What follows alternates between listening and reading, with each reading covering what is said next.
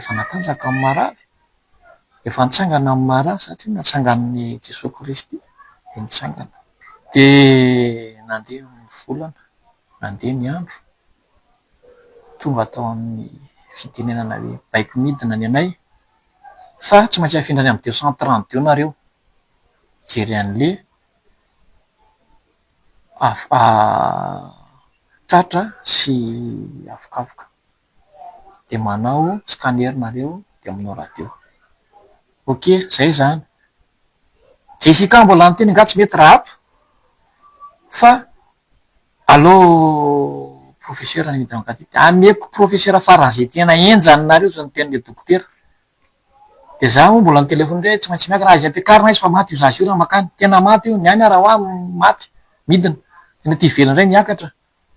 Zay mihitsy ny teniko tamin'le niara-dia taminy napahako sy le fa za miteny anao fa manao tana tsy vingotra eo vao ray am-pelatananao ny ain'le olona, efa velona le olona dia avotsitra ao. Pasoma fikarakarana ny taova tsy normalina kely ao pitsopitsonika sisany piesy sisany. Fa aminao raha inao midina de tsy vitanay midina, tsy vitanay midina any fa mararinareo entina miakatra. Zany tenin'ny professeur.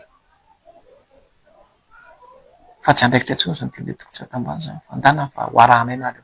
Tonga tany tsisy professeur, tsisy dokotera, tsisy interna, tsisy mpianatra.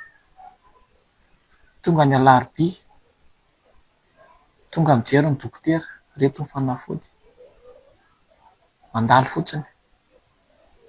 Jessica fa malaky reraka aho, Jessica fa aleo midina any ambany fa tsisy mandalo na ray arany.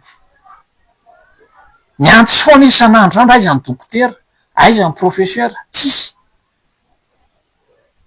Efa sabo tamin'ny 12 sa tamin'ny ray ny alarobia vao nandalo tao ny professeur, tsy dipahatra zany e.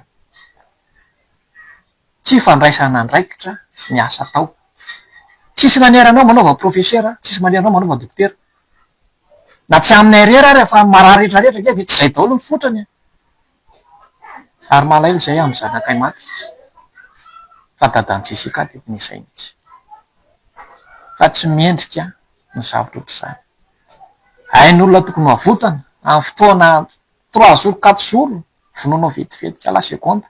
Fa raha nanao conclusion kely fotsiny hoe allo Jessica hijanona aty ihany fa fanitendrika allo ato fa aleo le professeur mba mandalo kely eto. De mahafaty ve fa aminao manao asa ary ivelany any mavita? Efa anao manana marary ao amin'ny service-nao, tsy arahanao maso ny service-nao, ny elemanao, elema tsy mahay inona nipetraka ao ao. Mpianatra napetraka ao interna tsy zany tokony mba jerevana ihany zany. Fanahy fotsiny ny hafatra aiza mba marary any amin'ny hopitaly, aiza mba marary any tompoko.